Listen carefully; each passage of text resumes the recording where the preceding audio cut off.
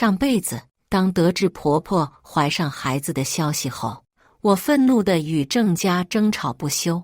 她眼神失望地望着我，用道德束缚我。小小，真没想到你这么自我。每个人都享有生育的权利，我们做子女的也无权干涉。呵，这个家的双重标准真是让人叹为观止。婆婆拥有生育的自由，但生下的孩子却要我来抚养。大家好，开始今天的分享之前，希望你能给人间烟火点个订阅，我将会分享更多优质的内容。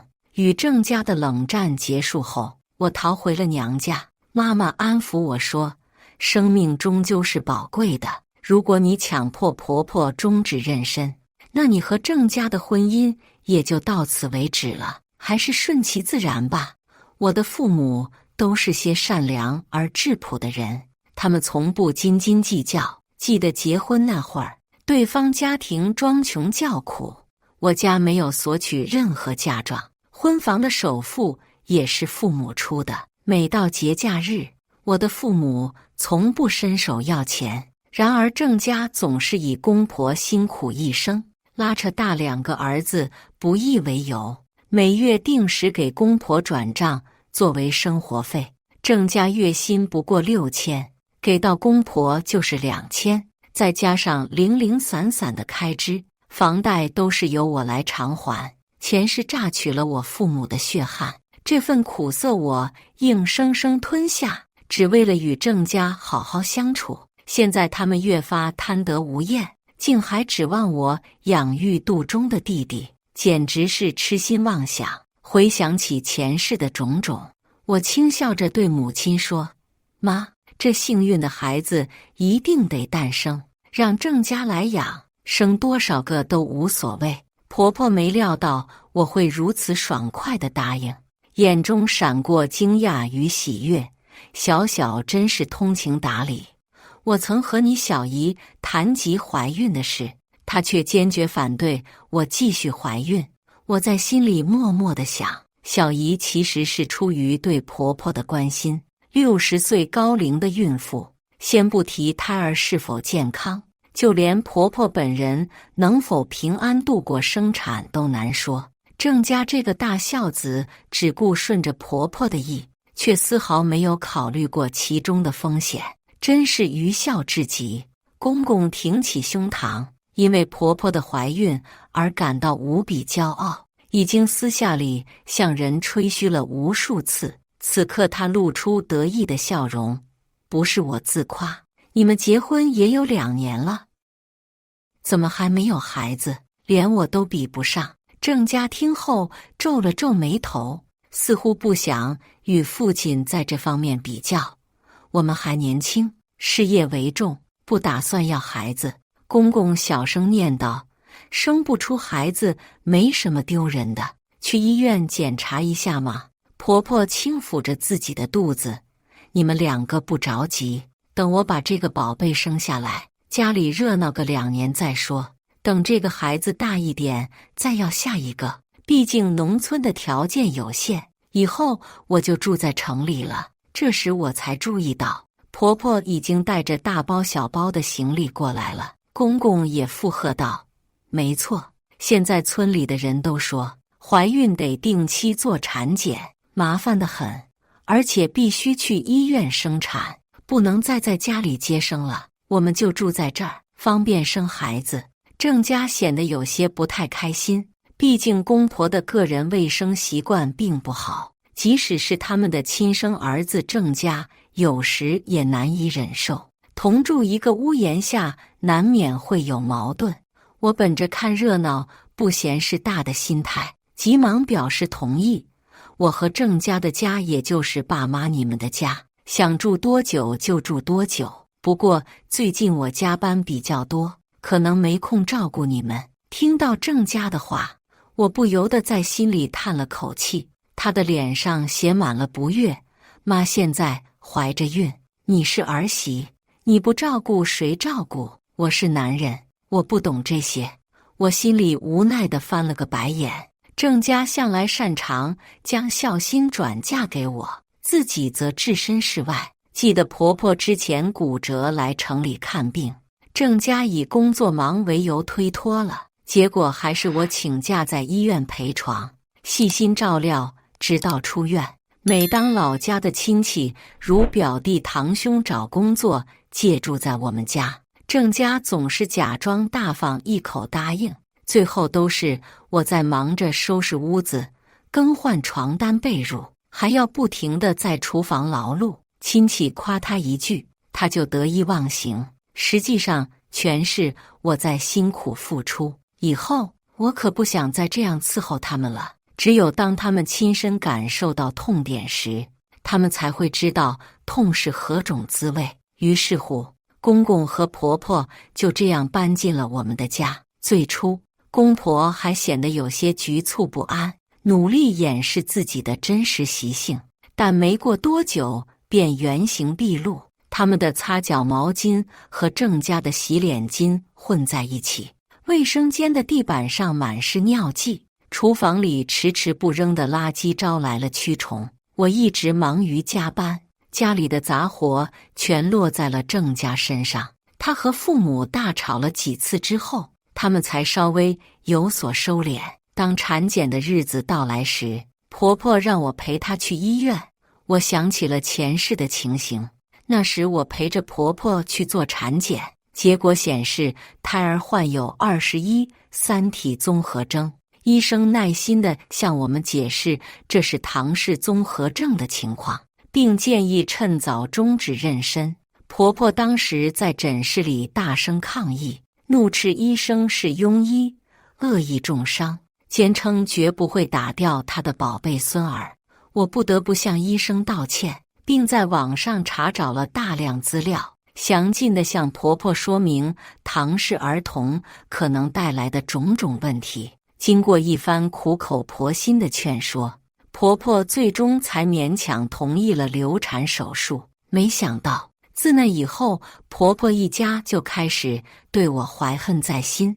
每当生活中有不如意的事情发生，他们就会责怪我打掉了那个所谓的龙胎，认为我因此给家里带来了晦气。本该和我站在同一战线的丈夫，却也天天跟我争吵。我失业都是因为你，就因为你妈没生下那个龙胎。于是家里每天都闹得不可开交。在我生日那天，我甚至被婆婆推下了高楼，结束了悲惨的生命。我对婆婆怒目而视，冷冷地想，既然你那么想要孩子，那就让你生个够吧。到达医院时，婆婆很自然地伸出手来，小小啊，妈身上没钱了，你去交费吧，孩子还没出生呢。从产检开始，公婆就没打算出一分钱，他们的好大儿愿意花钱，那就让他花个够。无论给公婆多少钱，我都会以相同的数额转给我父母，这样做总不算过分吧？婆婆没有医疗保险，所有的产检费用都必须自掏腰包，平时连电灯泡都不愿意开的婆婆，在用儿子和儿媳的钱时却毫不手软，要检查就得彻底，能做的检查我们全都要做，不能亏待了肚子里的宝宝。婆婆已经怀孕14周了，医生给了她一份相应的产检单，看着账单上数千的费用，婆婆自言自语，现在养个孩子真是太花钱了，以前孩子哪需要这么多钱就能长大，花钱这还只是开始呢，等生下那个患有唐氏综合症的所谓龙胎，他们一家人的花费才真正开始。通常产检中的染色体检查报告需要大约半个月才能出来，但仅仅1周后，婆婆的手机就收到了报告的通知。检查结果显示，胎儿为21号染色体3体，表型为唐氏综合症，临床症状包括严重智力低下、生长发育迟缓、特殊面容、先天性心脏病等。最终的建议是建议终止妊娠。婆婆看着那密密麻麻的文字，满脸疑惑。小小，终止妊娠是什么意思？我没有隐瞒。妈，检查报告显示胎儿的染色体有问题，是唐氏儿。终止妊娠就是指打掉孩子的意思。果不其然，听到要打掉孩子，婆婆立刻激动起来，跳着脚大骂：这黑心的医院骗了我1000多块钱还不够，竟然还想让我打掉我的龙胎，我非得找他们算账去。我顺着她的话说道：对呀，妈说的对，这孩子说不定就是祥瑞，能给咱们家带来好运气呢，怎么能打了呢？没错，我的宝贝龙胎不能受这种委屈，他已经开始生气了，在我肚子里踢我了呢。才3个多月大的胎儿哪会有胎动？看着婆婆的样子，我继续火上浇油。如果爸和郑家知道了，他们要是相信了医生的话怎么办？在前世，郑家得知婆婆怀的是唐氏儿后，第一想法也是让她去打胎，但她作为一个孝子，这样违背父母意愿的话，怎能由她口中说出？一直以来，我都成了他的挡箭牌，黑锅我来背，他却丝毫不沾，还跟公婆一起责怪我。这个所谓的丈夫，甚至比公婆还要可恨。听了我的话，婆婆也开始担心郑家会坚持让她去打胎。婆婆温情脉脉地望着我，笑着说：小小啊，你在妈的心中就跟自己生的一样，这件事你就替妈瞒着吧，咱俩谁也别提，等到孩子出世的时候，就是咱们家飞黄腾达之日。他骄傲地抚摸着他微凸的小腹，目光中满含信心。想当年，我跑遍了周围的村落，才找到了那个声名远播、预言极准的孙婆婆。她的话向来是准确无误的，只要这孩子平安降生，咱们家的好运气也就随之而来了。夜色渐浓，郑家下班回家，随口问起产检的结果。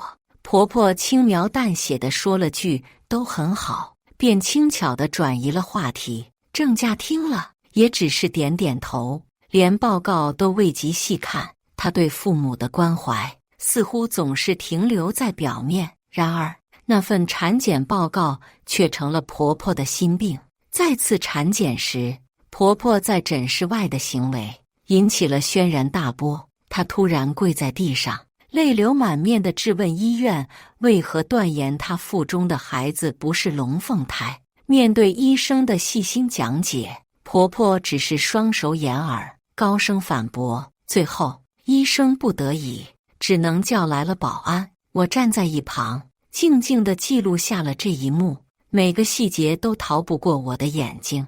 婆婆以她的坚持和强硬，意外地赢得了染色体检查的费用减免，而这笔钱竟然是由那位无辜的医生私下承担的。回家的路上，婆婆得意地说：我早就说过，这些医院就是为了赚钱，他们心里有鬼，所以才会退钱。想当初哪有这么多复杂的产检，时间到了就生，哪个不是健健康康的？我随口附和道：妈，您说的有道理，那些产检可能确实有些多余，您肚子里的孩子是个福星，检查太多反而可能会打扰到他。婆婆听了我的话，更加开心了。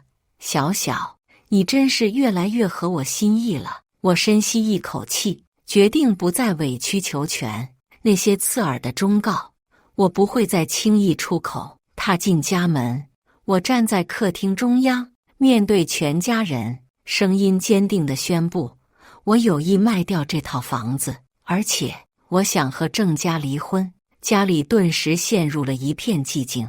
郑家首先反应过来，他瞪大眼睛看着我，怒气冲冲地说：小小，你这是闹哪样？我知道你对我妈怀孕的事心有不满，但她毕竟是我母亲，怀着的是我的亲弟弟，她出生后，我有责任照顾她。你是她的妻子，能不能别这么任性？难道真要因为这个离婚吗？公公也沉下脸来，不悦地盯着我。小小，我一直以为你是个通情达理的孩子，现在看来是我看走眼了。你怎么能这么自私呢？弟弟将来会是你们的亲人，大家互相帮助，不是挺好的吗？婆婆则显得有些犹豫，她小声地试探道：小小，你真的想清楚了吗？真的要离婚？我提高声音，让所有人都能听到我的回答。妈，你怀的可是个有出息的孩子，将来肯定要有大作为的。咱们现在住的这套房子，附近的学校可不够好，会耽误他的学习，所以我想把这套房子卖了，换个更好的学区房，这样弟弟以后上学就不用愁了。我的话让公婆愣住了，他们显然没想到我会提出这样的建议。郑家更是愤怒地喊道：小小，你疯了吗？卖房子？弟弟怎么可能一直跟我们住在一起？我故意装出没听懂的样子，继续追问：不然呢？你之前不是说过吗？等妈生下孩子后，我们一起照顾她，那她肯定要跟我们一起住啊。我这也是为了弟弟的教育着想。婆婆听到我的话，激动地跑过来，紧紧握住我的手，眼里闪烁着感激的泪花。小小，你真是太让我感动了，没想到你为了我肚子里的孩子，连学区房都想到了。你放心，这孩子将来有出息了，一定不会忘记你的。公公则仍然有些不解，那卖房就卖房吧，离婚又是怎么回事？我耐心地解释，爸妈，根据城市的购房政策，如果我们已经有了贷款记录，再买第二套房就需要支付60%首付。对于我们和郑家来说，这个压力确实有些大，但如果我们离婚，以单身身份购房，就能享受到30%首付的优惠政策。公婆听后如梦初醒，连声称赞这个办法妙。然而郑家却仍然持保留意见。小小，卖房子和离婚都是人生大事，我们需要慎重考虑。我有些不满地反驳：郑家，你不能这么自私，妈妈怀上这个孩子多么不容易，你难道连为了孩子买个学区房都不愿意吗？那可是你未来的弟弟。看着郑家无言以对，我心里五味杂陈。他总是善于用道德来约束我，如今这些道理用在他自己身上，却不知他作何感想。这时婆婆眼中闪过一丝狡黠，她犹豫着开口：那个，要不然房子就写我和你爸的名字吧。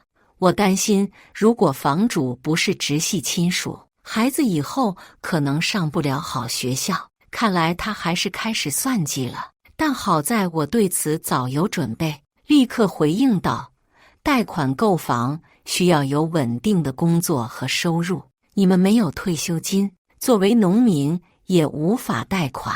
婆婆无奈地点头：你说的对，我们确实贷不了款。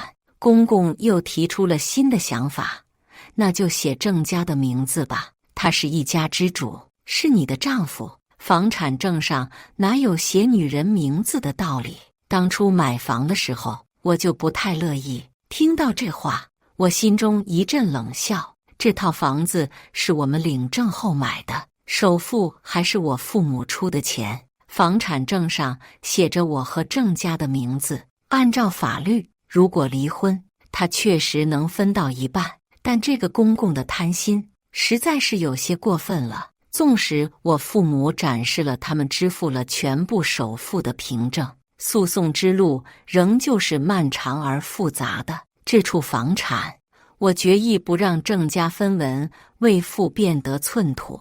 我开口道：爸，难道您忘记了吗？郑家的户口尚未迁移至此，非本地户籍是无权购房的。听到这话，公公和婆婆露出了失望的神色，却也不得不接受以我的名义购置房产的现实。毕竟这一切都是为了腹中即将到来的宝贝孙子。退入卧室后，郑家怒气冲冲地质问我：这些关于龙胎的胡言乱语，难道你也信以为真？我故作坚信不疑地回答：妈是不会欺骗我们的，龙胎定会给我们家带来好运气。一旦拥有了学区房，将来龙胎能够入读名校，作为大哥的你，岂不是也能分享这份荣光？郑家气愤至极，手中的玻璃杯被他摔得粉碎。我看你是被迷了心窍，分享荣光。他出生时，我都已年过半百，我还能享受何种荣耀？注视着郑家愤懑的神情，往昔的记忆不禁涌上心头。他曾向我灌输，兄弟众多，日后赡养无忧。若弟弟有成就，我们同样能享清福。放宽心态吧。如今我的心态已然宽广，他却怎变得如此计较？郑家再度提议，生孩子无妨，给父母一些钱财，让他们回老家去，别在我们眼前晃悠。我不假思索地反驳：那怎么行？乡下连个合格的小学都没有，会耽误龙胎的前程。他们应该和我们同住，享受优质学区。那毕竟是你的亲弟弟，你怎能不更慷慨一些呢？小小，将来我们也会有自己的孩子，如今养育孩子的负担多重啊！如果我们把弟弟接过来，我们的精力可能会不够用。每个月给爸妈2000块，对他们来说应该足够抚养孩子了。等孩子生下来后，就让爸妈带他回去。我明白，郑家已开始感到烦躁不安。自从公婆住到这里，我经常加班和出差，家中的大小事务都是郑家在处理。他逐渐意识到，抚养一个弟弟并非易事。婆婆怀孕后变得特别敏感和需求多，经常半夜要吃东西，家里没有存货，郑家就得半夜跑出去采购。白天工作已经够累，晚上还要被这样折腾。我试图劝解他：亲爱的，我们还年轻，并不急于要孩子。我觉得我们可以先养弟弟，毕竟养育孩子的本质是一样的，更何况他还是个吉星。郑家无法说服我，气愤地摔门而出。我目送他远去，心里想：生气了吗？这仅仅是个开始。第二天，郑家提议雇一个家政阿姨来帮忙，抱怨家务活让他不堪重负。他曾是那个总是主动承担所有家务的人，现在却开始诉苦。过去，我曾因同情他工作辛苦而承担所有家务。我的手腕患有严重的腱鞘炎，打扫时疼痛刺骨，但为了不让他担忧，我从未表达过疲累。然而，我的单方面付出并没有换来他的珍惜与尊重。经历了两世的我，悟出了一个道理：过分宠爱男人，最终只会给自己带来不幸。现在他想要请保洁，我怎么可能同意呢？我露出犹豫的神情：请一个月嫂也要花不少钱，你多辛苦一下吧。这些钱存起来养弟弟，不是更好吗？现在养育孩子的成本多高啊！将来出国留学更是需要一大笔费用。你应该学会节约。郑家露出难以置信的表情。小小，你是不是搞错了？出国留学，他是我的亲弟弟，又不是我的孩子。婆婆一边吐着葡萄皮，一边叉起腰说：郑家，你这个没良心的，你妈我白养你了，我肚子里的可是你的亲弟弟，出国留学有什么不对？这可是龙胎，将来必定大有作为。公公也插话道：请什么家政阿姨，会被人笑话的。年轻人应该多干点活，别那么懒惰。郑家怒喊道：爸，你说起来轻松，你自己怎么不来做？我要照顾你妈，哪有时间做家务？公公反驳道。在他们争执不休之际，我趁机出了门。我的好友是做保健品生意的，既然婆婆怀了龙胎，总得好好补补吧。一走进朋友的店铺，我便对着货架上的各种保健品指指点点，燕窝、人参、鹿茸、鱼胶，还有其他适合孕妇的补品，全都给我来一份。朋友惊讶地看着我，这些都是给你那恶婆婆的，你是不是疯了？我搂着朋友的胳膊，笑着说：别急，我还没说完，给我拿最便宜的那种，只要是吃不死人的就行。朋友一边挑选货品一边问：虚报价格？我连连点头，就按最贵的价格算账。当初结婚时我没要1分彩礼，现在给自己攒点私房钱，这不过分吧？朋友迅速地把货物装进袋子，一点也不过分。对了，那房子是你婚前的财产，收点租金也是应该的。我曾经多么盲目，怎么会看上像郑家这样表面光鲜、内心狡诈的凤凰男？带着大包小包的补品，我回到了家。公公一眼看到我手里提着的袋子，脸上露出不悦：家里正缺钱呢，你却乱买东西，连家政都不让我请，这些钱都花到哪里去了？郑家抓住机会开始指责我。我把东西递给婆婆：妈，这些都是我买给您补身体的，燕窝、人参都是好东西，一共花了1万多。郑家听到这金额，声音都变了。1万多？你花了1万多？对呀，我挑的都是最好的，等妈吃完了，我会继续买的。郑家心里肯定很疼，但又不敢多说什么，生怕背对。婆婆笑得合不拢嘴：哎呀，真是我的好儿媳呀！我这老婆子因为龙胎享福了，能吃上这么好的补品。公婆一向对我们用钱毫不手软，啃老啃得厉害。50岁本应是辛苦工作的年纪，他们却开始躺在家里向儿子伸手要钱。在他们看来，花儿子的钱是理所应当的，根本不会想到我们年轻人的生活有多艰难。最近婆婆怀孕了，家里的开销如流水般增加，郑家是真的感到肉疼了，晚上翻来覆去睡不着觉，私下里多次劝我要节俭一些，我每次都点头答应，但转过身就又给婆婆买下一大堆营养品。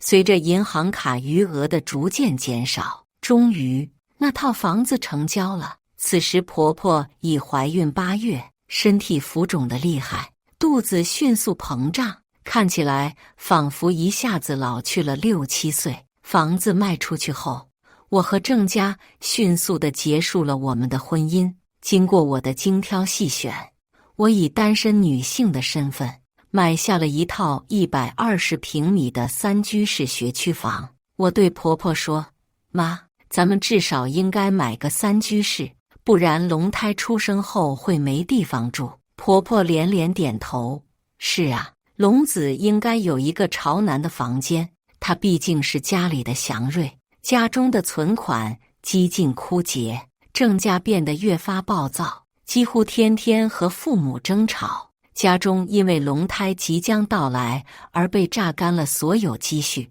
她怎能不焦虑？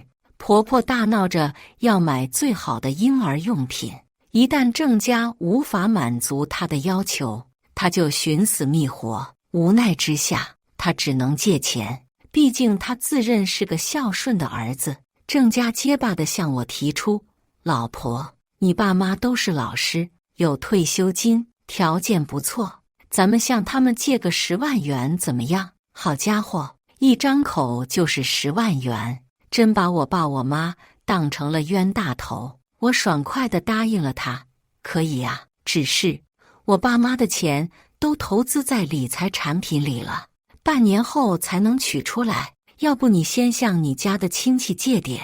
没有其他选择，郑家只得向姑姑、舅舅等亲戚借钱应急。即便借来了20-30万，他似乎并不慌张，还幻想着我会同他还贷。毕竟我是独生女，只要哄哄我，不管多少钱我都会帮他还。新房买定后，婆婆开始筹备宴请亲戚，提前庆祝即将到来的龙胎的诞生。婆婆得意洋洋地说：“我60岁怀上龙胎，这是莫大的喜事。村里的其他女人都羡慕得不得了，请大家吃顿饭，让他们也分享一下这份喜悦。”妈，那摆酒席的钱谁来出？郑家急忙问道。现在郑家竟然开始对几千块的酒席费用斤斤计较了。公公给了郑家一个耳光：“你妈和我怎么会有存款？你不是说你会负责孩子的开销吗？出个酒席钱就舍不得了？”郑家怒吼道：“爸，我们已经没钱了，为了一个还没出生的孩子，我们已经开始借钱了，你们不能节省一点吗？”父子俩的争吵没完没了，但最终郑家还是勉强同意支付酒席的费用。宴请亲戚的那天，所有的亲戚都来了，我父母原本也要来，但我阻止了他们。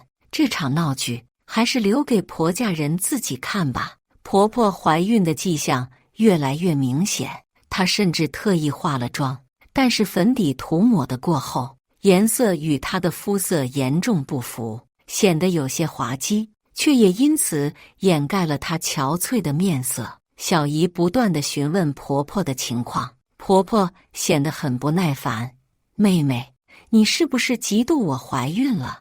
你虽然比我小5岁，但是你都没能再怀上孩子。”小姨被气笑了：“我的孙子都上初中了，我还生什么孩子？那岂不是给家里添麻烦吗？你说谁是麻烦？我肚子里的是龙胎，是吉兆，你说他小心招来不幸。姐，我是为你好，你怎么就不明白呢？你去问小小，他还指望着能借我的光呢，光是补品他就给我买了10多万了。”在场的亲戚听到这里都大吃一惊。10万？大姑问道。小家之前向我借了3万块钱，难道都花在补品上了？小姨接着说，她也借了我5万，不是说要换房用吗？婆婆得意地说，买房时小小的娘家也出了一部分，我们家倒是1分钱没出。要说我家媳妇娶得值，她乐意自己掏腰包。这番话听起来不太舒服，但我还是面带微笑，没有反驳。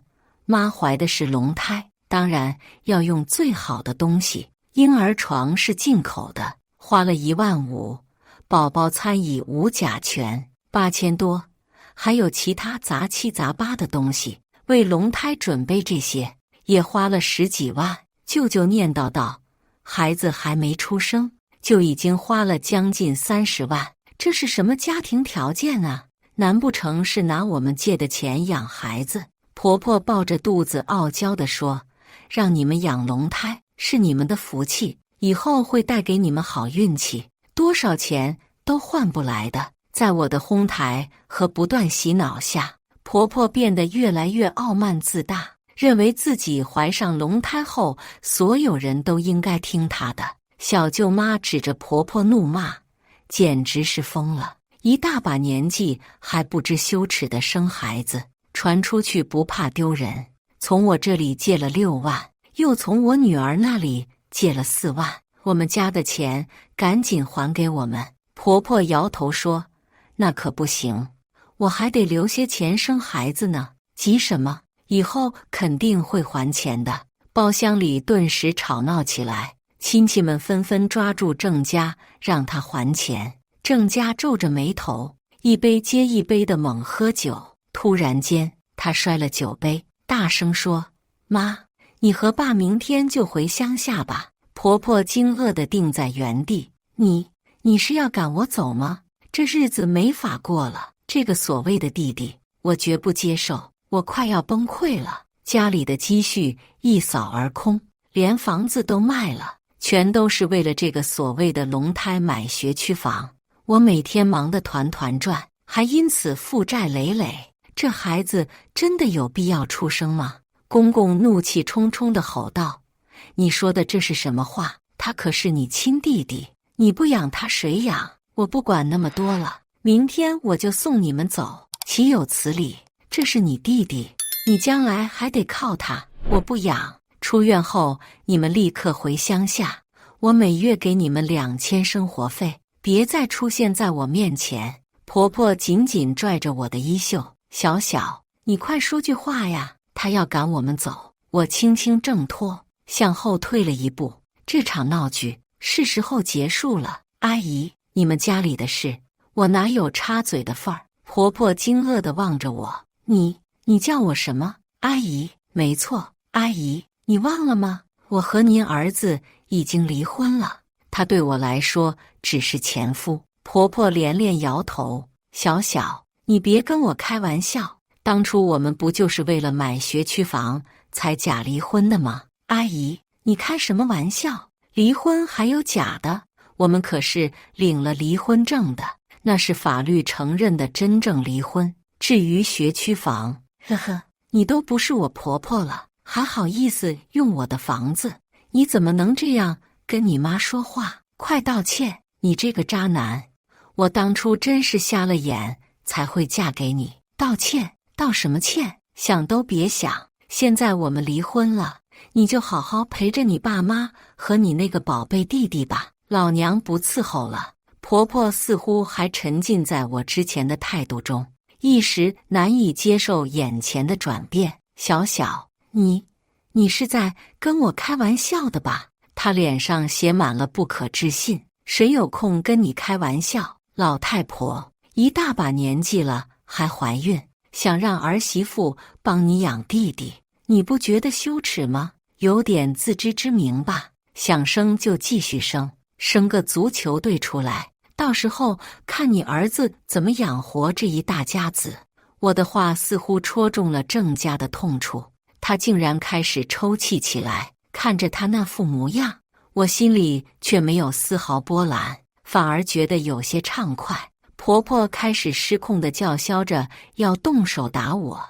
你个骗子，那房子郑家也有份，你得还钱，那是我的家。我冷冷地看着她失去理智的样子，轻而易举地躲开了她的攻击。这个所谓的龙胎真是个祸害，我可不想被他牵连。房子的首付是我父母付的，你儿子1分钱都没出，想要房子就去打官司好了，我无所谓。至于你的龙胎，出生后恐怕只能挤在狭小的出租屋里了，真是可悲。你这个贱人，你们都死了吗？就看着他这么欺负我。婆婆歇斯底里地向在场的亲戚求救，然而家里的亲戚早就被公婆的所作所为惹恼了，而且现在还欠着人家一屁股债，谁愿意为他出头？表姐第一个站出来说，小小离婚是明智的，谁会傻到帮婆婆养弟弟？堂兄也附和道，60多岁的人了还想生孩子，真是不要脸。大舅也忍不住插嘴，村里的人都在背后笑话你呢，老蚌生珠，你也不觉得害臊？婆婆还想辩解，我怀的是……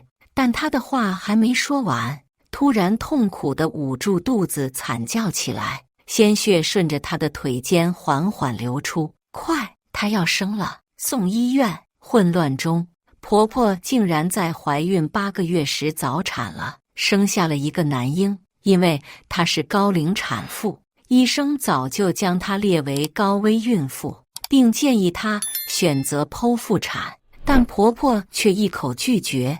顺产的孩子才聪明，我的儿子是龙胎，怎么能剖腹产呢？绝对不行，我要顺产。医生好言相劝，但婆婆固执己见，甚至以极端行为相逼。医院为了避免意外，只得妥协，让她尝试顺产。可是由于婆婆年纪已大，体力不支，经过长达12个小时的努力后，宝宝的胎心突然出现了异常。医生为了保住孩子的生命，最终不得不紧急进行了剖腹产手术。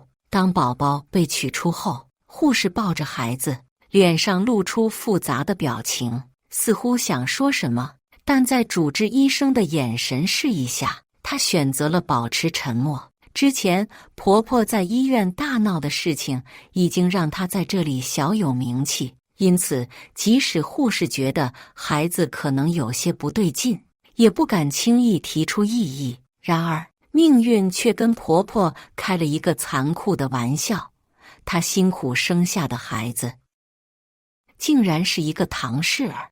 我站在新房的阳台上，眺望着远处熙熙攘攘的街道，心中满是感慨。曾经的纷争与困扰都已成为过去，如今的我站在新生活的起点，感受着春天的气息，迎接着未来的挑战。这个新家是我用心挑选的，室内的装修简洁而温馨，每一寸空间都弥漫着我对美好生活的向往。我特意在阳台上种满了绿植，它们生机勃勃地生长着，仿佛在告诉我，无论过去发生了什么，生活总会给我们带来新的希望和开始。自从与郑家彻底分手后，我重新找回了自我。在工作中，我更加努力，深得领导的赏识，不久便获得了晋升的机会。而在生活中，我也学会了如何更好地照顾自己，享受独自一人的时光。爸妈常常会来新家看我，他们见证了我从低谷中爬起来的过程，为我感到骄傲。我们一家人围坐在一起，分享着彼此的喜怒哀乐，这样的时光让我感到无比珍贵。一天，妈妈突然提起郑家和他的弟弟小小，你听说了吗？郑家现在过得很不容易，带着那个孩子还要还债。我淡淡地笑了笑，妈，过去的都已经过去了，我现在只想过好自己的生活，他们的事情已经与我无关。爸爸拍了拍我的手背，表示支持。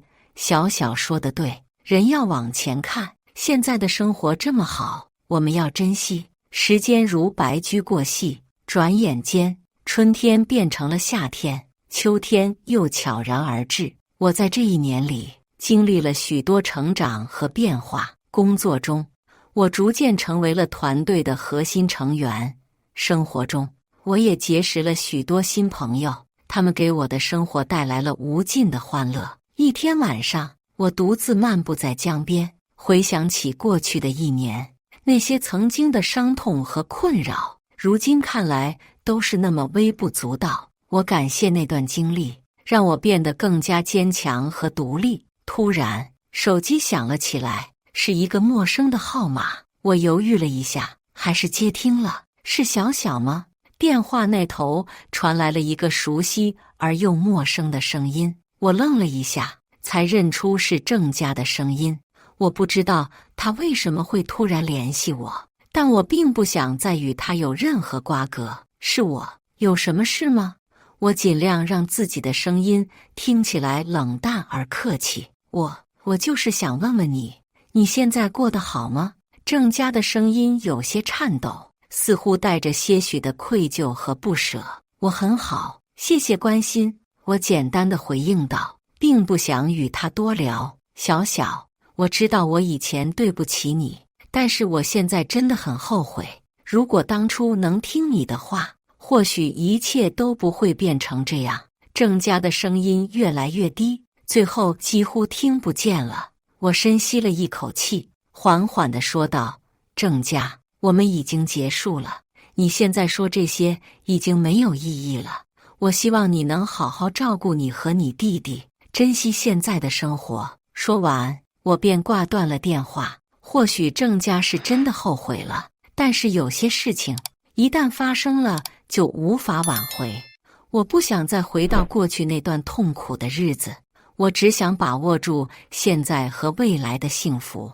我抬头望向星空，心中充满了感激和期待。感谢那段经历让我成长，期待未来的生活能更加美好。而郑家和他的弟弟也会成为我人生中的一段回忆，提醒我要珍惜现在所拥有的一切。随着时间的推移，我逐渐淡忘了郑家和他的弟弟，我的生活越来越充实和美好。我遇到了许多有趣的人和事，也结识了更多志同道合的朋友。我们一起旅行，一起聚餐，一起分享生活的点滴快乐。在工作中，我也取得了不俗的成绩。我带领团队完成了一个又一个的项目，得到了领导和同事的赞誉。我开始享受工作带来的成就感和满足感，也对自己的未来充满了信心。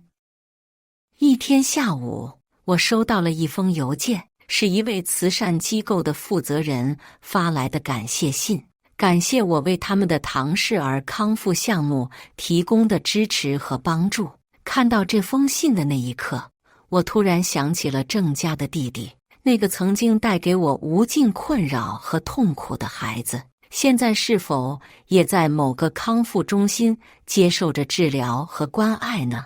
我不知道他的境况如何，也不想再去打听，但是我知道，无论他身在何处，我都希望他能得到最好的照顾和治疗。毕竟，他也是一个无辜的生命来到这个世界上，他应该得到应有的尊重和关爱。我深吸了一口气，将邮件关闭。过去的已经过去，现在的我只想把握住眼前的幸福和快乐。我转身走向阳台，看着外面的风景，心中充满了感慨。生活总是充满了未知和变数，但只要我们勇敢面对，就一定能够走出阴霾，迎接美好的未来。而如今的我已经做到了这一点，我将继续前行，在未来的日子里，用自己的努力和智慧去创造更加美好的生活。无论遇到什么困难和挑战，我都将勇敢地面对，因为我知道，只有经历过风雨，才能见到更加绚丽的彩虹。以上就是今天分享的故事，大家有什么想说的、想吐槽的，欢迎在下方评论交流。也更希望能给人间烟火点个订阅，我将会分享更多优质的故事内容。